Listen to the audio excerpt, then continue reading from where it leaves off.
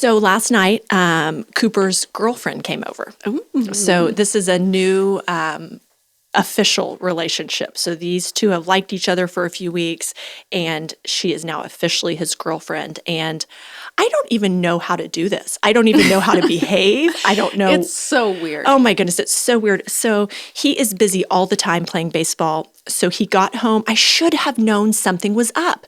He got home before the rest of us got home. I was at Eleanor's softball practice with Eleanor and Chase. Brian's out of town. He texts me and's like, hey, I've already run the dogs and I'm working on the dishes. And I was just thinking, finally, all this hard work is finally paying off. Oh my gosh. But turns out the hard work's not paying off. He wanted something, of course. So I get home and he goes, so anyway, can I go over to her house? And I was like, no. You've spent all this time with her. You are never home. You just need to be home. Okay, great. What are we going to do? And I was like, we're just going to hang out. I was like, oh my gosh, Mom, seriously. You're wasting my time. Yes. So I was like, you know what? She can come here. You cannot leave my house because I hardly see you, but she can come here. So he's like, all right, great. So she comes over. They walk the dog again. I think they just wanted to get out of the house and get away from me. Yeah. So they walked the dog again, and then it started raining, so I went and picked them up. And so then they come, and she is so sweet. I mean, I like her a lot. She is so sweet. But they were sitting on the couch, and I saw her like put her leg on Cooper's lap, and I was just like, gosh, I might kill her. No, I wouldn't kill her. I wouldn't kill her. You are going to be a wonderful mother-in-law. Oh my goodness. And what do you do with that? I think it's different mothers and sons, for sure. I do too. In fact, real quick, side note, our superintendent at our school said whenever they have to have a conversation with a parent, he said the worst conversations are when the dad comes in to talk about the daughter or the mom comes in to talk about the son. And I would agree. Yes. Because I'm on high alert about everything right now. It's so funny what the power of a good woman can do for a young man. Like, he's walking the dogs and doing the dishes, and then she wants to take over and, be his main squeeze. Oh my goodness. I just can't even. I went outside when she got over, and if you're listening, you know I love you. I went outside when she first came over, and Cooper's friend Ashton was over, and then Cooper and his little girlfriend go on a walk. And I looked at Ashton and I go, did you just get ditched? And he's like, yeah, I think so. I believe so. And I go, don't you let him do that to you. We have had conversations about you can't just betray your friends for a girl because she's probably not going to last. I go into the whole tirade with Cooper about like the amount of people, the percentage of people that date someone at 16 and they're with them for the long haul is like 0.1%. He's like, what are you getting at? And I was just like, guard your heart, protect your heart, and spend time with Ashton. Why do you think this gets you so riled up? Oh my gosh. Well, because I don't want him to make mistakes, relational mistakes that you like live with forever. Listen, we live in a day and age of porn and sexting and all this stuff. I don't want to end up having a conversation with you a year from now that your girlfriend's pregnant. And he's like, oh my gosh, Mom. I don't know. I had teenage hormones and I want to protect. I want to put brick walls around my kids. Mm-hmm. Like, I don't want to say like, be careful. I want to say, you can't ever have a girlfriend, ever. I don't think that's true. I do want you to have a girlfriend. I do want you to have a relationship that, is fun and you enjoy it. But I think our hindsight is where we've been, and we know the heartbreak that comes with those relationships. When they end, when they ditch you for the next cutest boy or whatever it might be, or they're like, I'm too busy, I'm moving on in my life, you're holding me back, whatever You're it might holding me back. Which is so true, but it's just guaranteed heartache at some point. Even if, like, okay, in case Cooper's listening, even if this is the one. So maybe today we should keep our conversation going about relationships. But what angle do you want to take today? I think that one of the biggest roadblocks that we have in relationship is offense and betrayal that we experience. Yeah. And a lot of times we walk away from relationships or feel betrayed in relationships because we have experienced offense. I'm going through a situation right now that I am offended. I have been left out of something. Oh, no. That was not invited. Oh. And, I'm just kind of like, well, we had a conversation about doing that. So why am I not invited now? And why wouldn't you at least send me a text and say, hey, just want to let you know I'm doing this. And that would be fine. Yeah. So why would you just do this and then not talk to me about it and then just wait for me to find out? Like, no big deal, moving on. And I have been thinking a lot about this, just, okay, what's my next step here? Yeah. Why am I hurt? Do I have a legitimate reason to be hurt? Why am I hurt?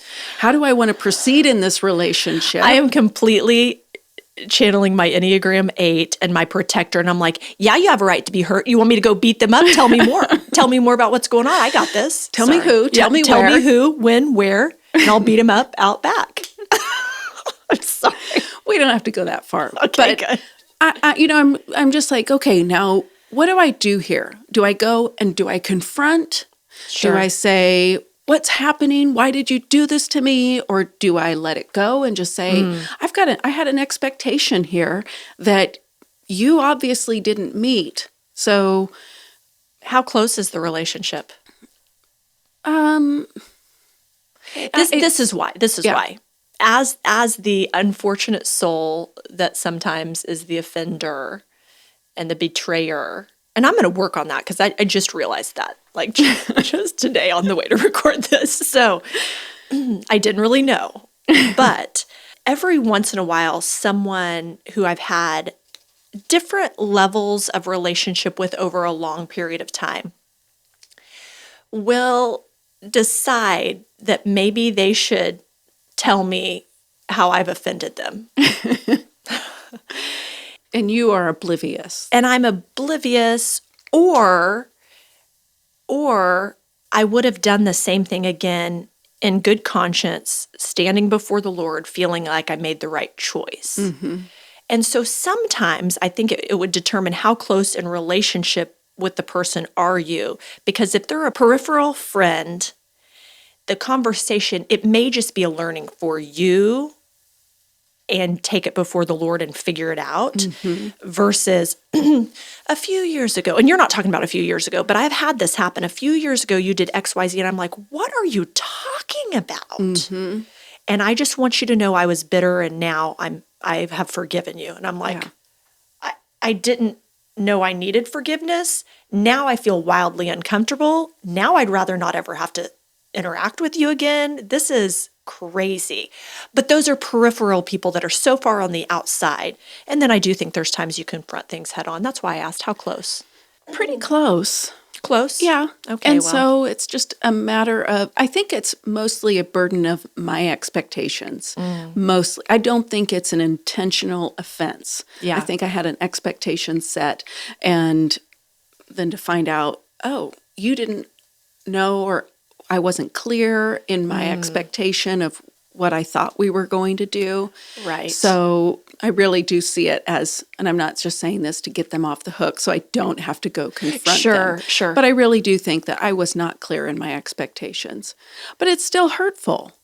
And I think a lot of times, Definitely. a lot of us are walking around, like you've experienced this so many times, we're walking around with unresolved hurt and anger that's keeping us from having productive conversations. Yeah. Like somebody that comes to you 2 years later and says, Jamie, why did you say that? I don't understand why you said that, which maybe you felt like, this is something I need to get on the table or whatever. And they just took it and were like, oh my gosh, she hates me. Right.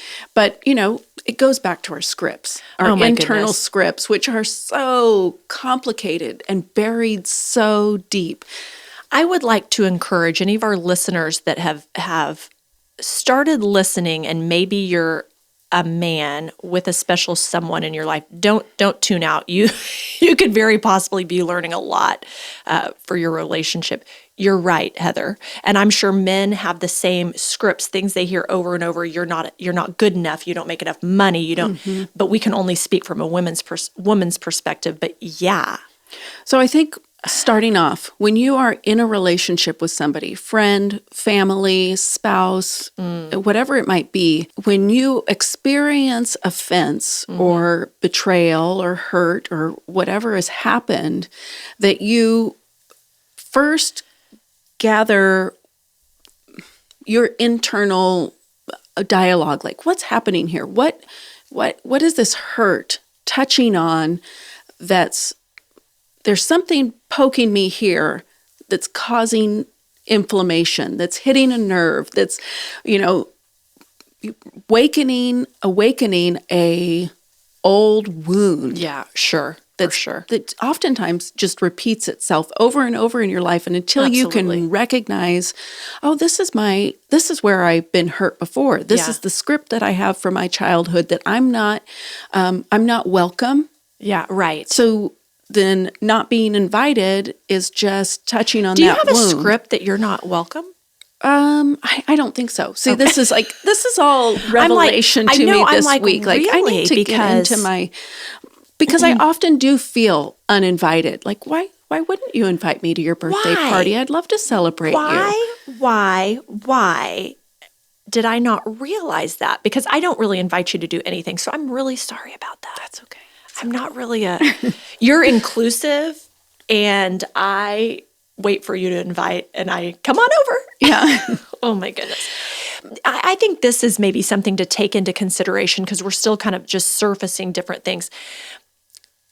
Do you want, not you, just the proverbial you, do you want restoration in the relationship, or do you just want somebody to hear that they hurt you? Because if you just want somebody to hear that they hurt you, it might not be a conversation worth having. You may need to go to a counselor, talk it through and figure out in and of yourself what's happening in me and why do I feel this way.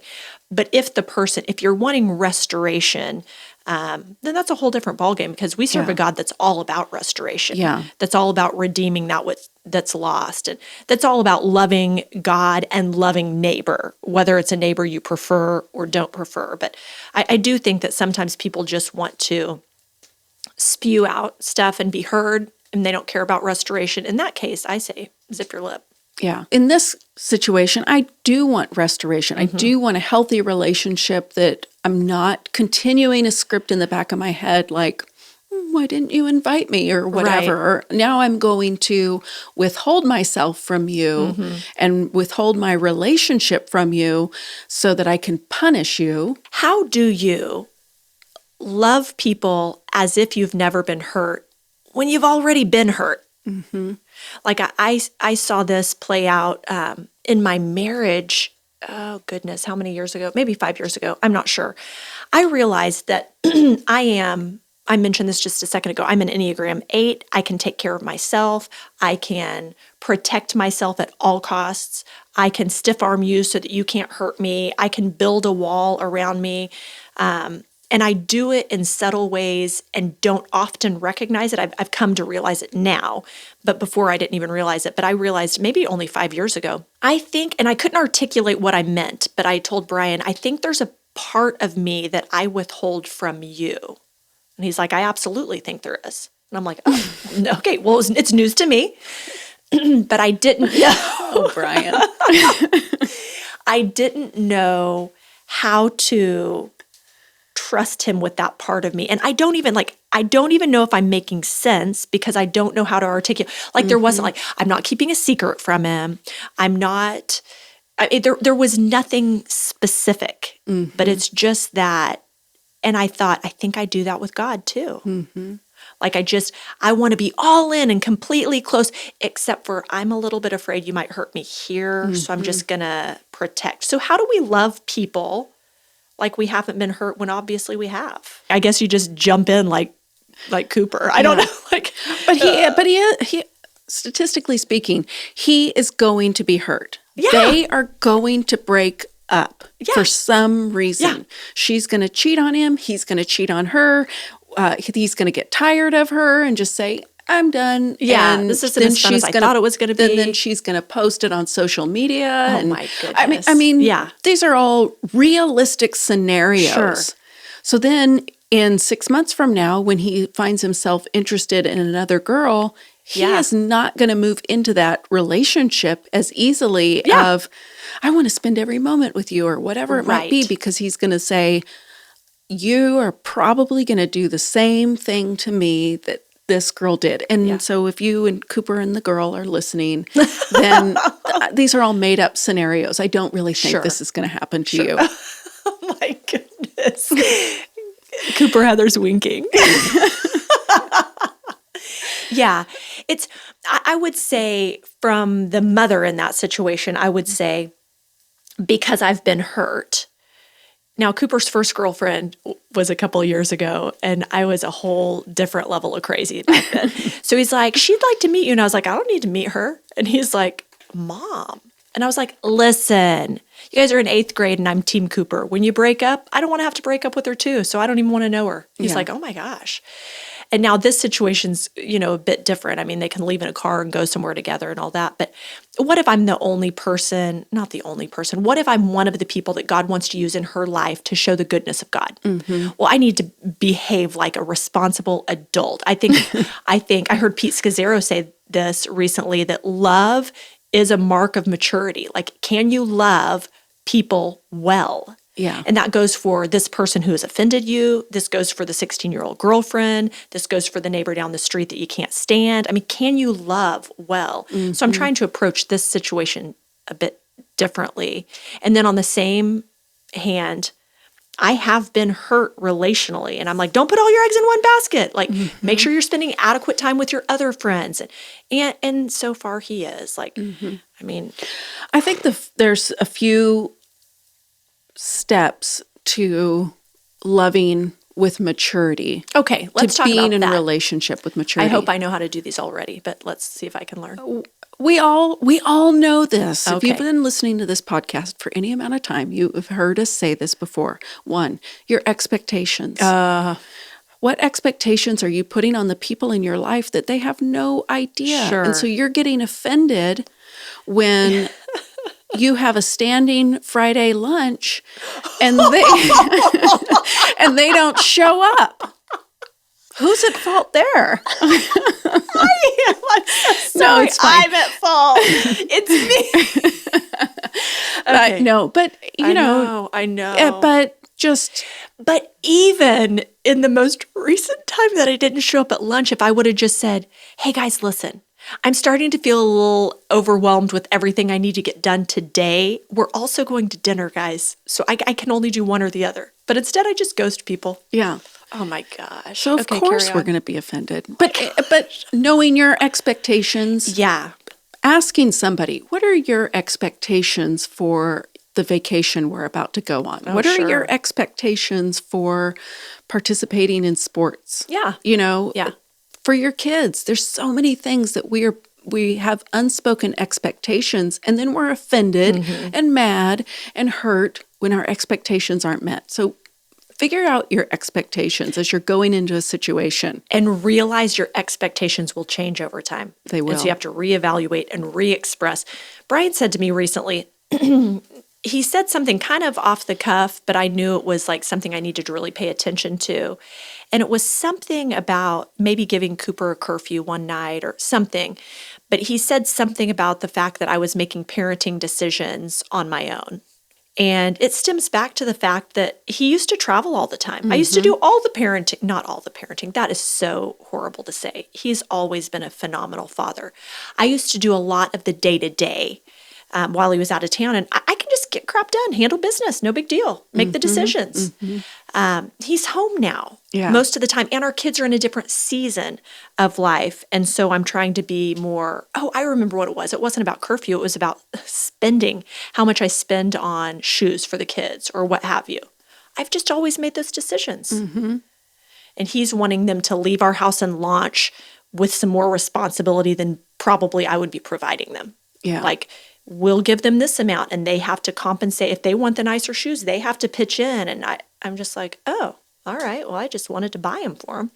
He's like, yeah, but one day I want them paying for themselves. One day I want them to leave this house. One day. And I'm like, okay. Yeah. But he had an expectation I was unaware of. But once he voiced it, man, that's easy to get behind. I hear your heart. I hear where you're coming from. He wasn't saying we can't afford, because I thought he was saying I was overspending. And I'm like, oh no, I'm looking at the budget. I see where the money is. I'm not overspending. We're not going in debt on these shoes. That wasn't even his expectation. His expectation was to train up these kids to launch.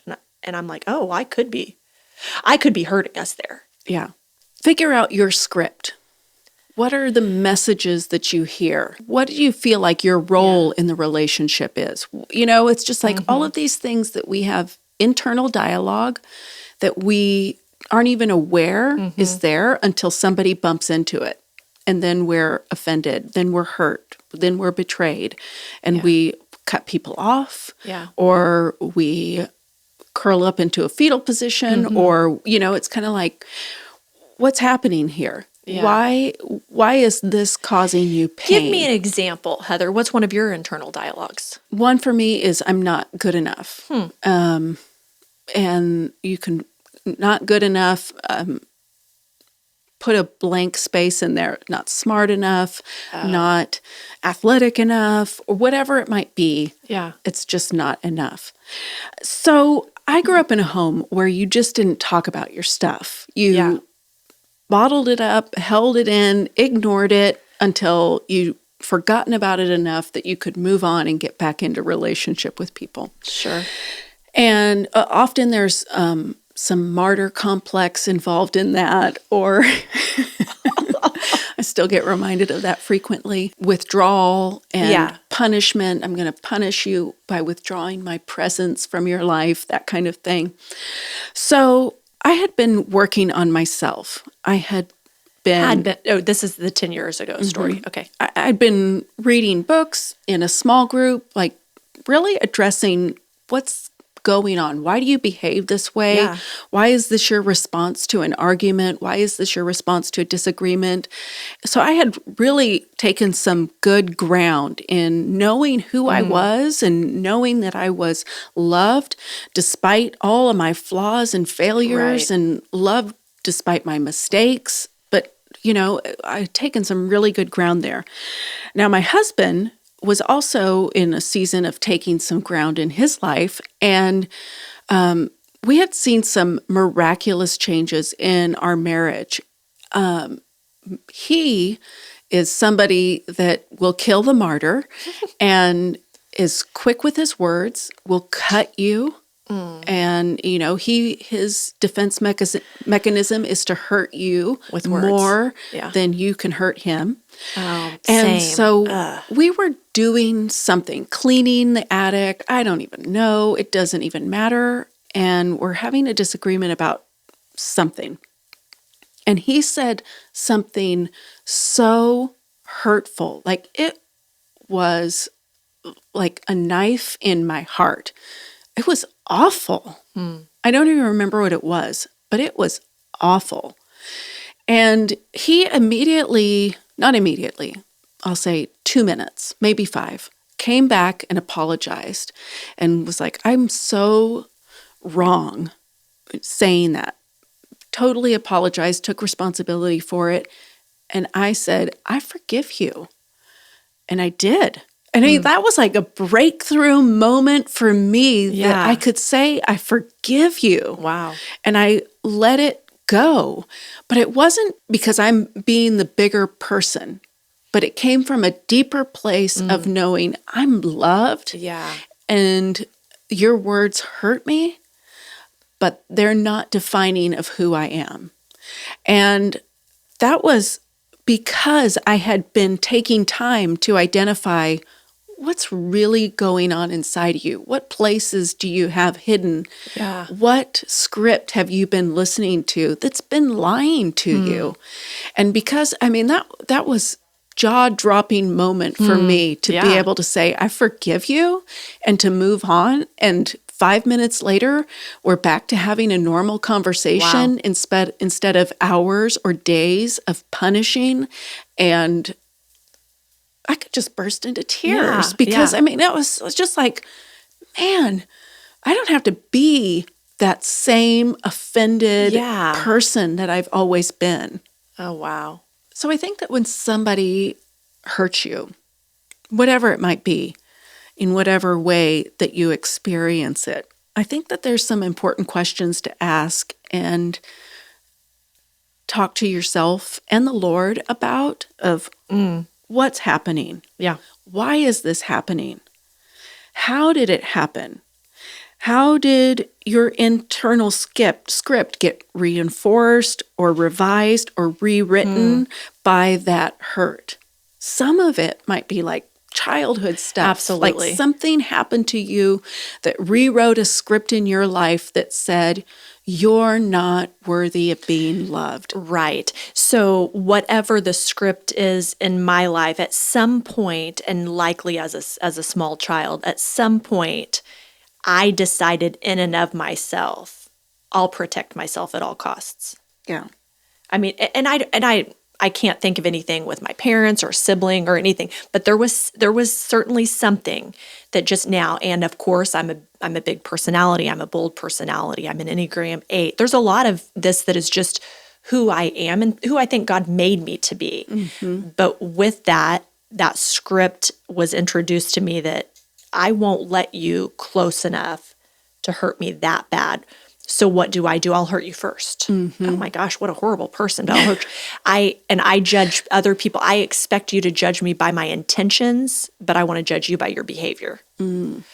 You know, our goal, Heather, is to surface things that aren't always talked about. And one of the things I like that you've surfaced was the hard work you did before the moment in the attic. Mm-hmm. You know, just what led you to do that kind of work?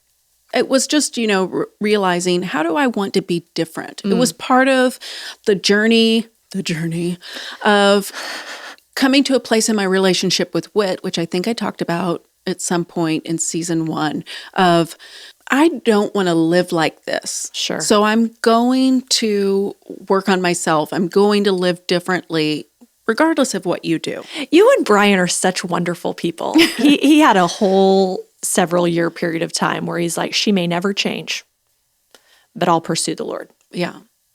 Good grief. You guys catch up eventually. We're really wonderful people. I want to say this to anybody that might be in a situation where you are currently experiencing hurt, like you have been deeply betrayed, that you have been, maybe you're in a relationship with somebody that continually hurts you, whatever it might be, that just saying, I forgive you is not the first step, and nor is it the answer.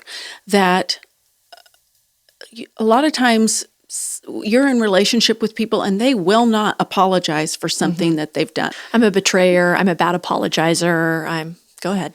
Yeah, I know. We all have our issues. I love how you try to make me feel a little bit, listen, we all have issues. They're not all the same ones you have, but we have them all the same. We believe in redemption. Absolutely. Resurrection. Yeah. Whatever has been done to you has a place and an opportunity for redemption, regardless of the other person involved in the situation. So I think that deep work for me to be in that situation, to say, I forgive you, came from working with the Lord, with myself, and saying, you take care of me here. You show me, you change me, so that when I got to that moment that I could say, I forgive you, and genuinely mean it, and genuinely let it go, it was because I had already spent time saying, Lord, what can you do in me? And so if you're in a situation right now where you are deeply hurt, asking for forgiveness or saying, I forgive you, isn't the first step. Sure. The first step is saying, Lord, you heal me. You take care of me. That's good. Just because I know we have listeners in all different walks of life, don't hear what we're not saying. We are not saying if you're in a dangerous situation, an abusive situation, you get safe first and foremost. Yeah. I still believe there are some of those situations where God can restore and redeem and heal. Some of those relationships need to completely dissolve. But don't hear us saying we had a rough patch in our marriage and you should stick it out and it'll all be okay. If you're in a dangerous situation, you need to first and foremost get to a safe place. Absolutely. Then I think you were able to say, I forgive you. Yes. Forgiveness is a gift to yourself. It's really not for the other person, because so many times we want to I'm a punisher. I'm going to hold on to this. I'm going to punish you. You're going to feel it. But I'm only making myself miserable by replaying it or considering, how can I get revenge? How can I get vengeance? How can I? We have to remember too, we're living in if you live a Christian life like Heather and I do, we're living in a fallen and a broken world. And sometimes we hold things against people that they haven't even recognized. God hasn't revealed it to them. They don't always know. So first, you do have to look at yourself first. Certainly there's times where you'll have to confront. The thing about confrontation is confrontation without the goal of restoration. What is that? That's just being mean. Yeah. Like just letting somebody have it without the end goal being restoring the relationship, ending the relationship well, healing old hurts or wounds. If that isn't your end goal, then man, I would challenge you to slow your roll. And maybe confrontation isn't even going to be part of this scenario. We serve a God of restoration. And well, that's the thing with people coming to you and saying, 2 years ago, you really hurt my feelings when you said this and that. Well, what's the motive? Is it so that you can finally release it? But now you've just dumped a burden on somebody else. Or is your motive in coming and having a conversation with, listen, my feelings have been hurt. I've been holding on to this for 2 years. I want to let it go, and I want to restore a relationship with you. Right. There's a big difference in that. I went to counseling several years ago, and I had this offense in my heart with my dad. And I thought what I was going to do was talk about it with the counselor to get to the end of the situation so that I could set some firm boundaries with him. My dad is an amazing person, and he is a very domineering personality. He was when we were growing up. He's not any longer, but he was when we were very domineering. What he says goes. He picks the restaurant. He picks the meal. He picks you just follow his lead. And you know how I'm hardwired. That didn't do well with me. Anyway, so through counseling, I thought I'm going to at the end of this, I'm going to have a confrontation. And I truly, even the counselor kind of said, this is probably going to end with a very serious conversation with you and your dad. And so I would start working through all these things, the scripts that had been going on in my mind, me deciding I had the power to interpret his intentions. Like he certainly was trying to hurt me, and all these things that I came to realize. And it was about that time I went home to my parents for Thanksgiving. And I had an appointment with my counselor the following week. It was not the time for any kind of confrontation or anything, but I went home for Thanksgiving, came back to the counselor the next week, walked in his office and just started crying. And he said, "What?" And I said, "I'm free." And he said, "What do you mean?" And I said, "I don't need to have that conversation with my dad. Something's changed in me." And he said, "How do you know?" And I said, "Because I saw him and he's old. And life's too short to stir up any conflict. I just want to spend his last days loving him well."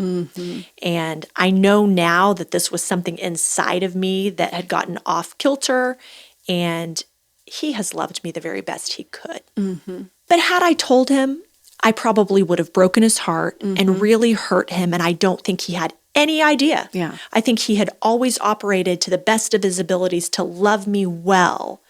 I didn't receive it well. And once I resolved that, there was no need for confrontation. It was just a complete change in my heart. Man, I love seeing my parents. They come over and watch my kids play sports, or just come over and during quarantine, they drove over to have a meal with us. They wore masks the whole time. We all stayed 6 feet apart. They just to see us, just to lay eyes on us, just to be around. And all of that restored because I did some internal hard work.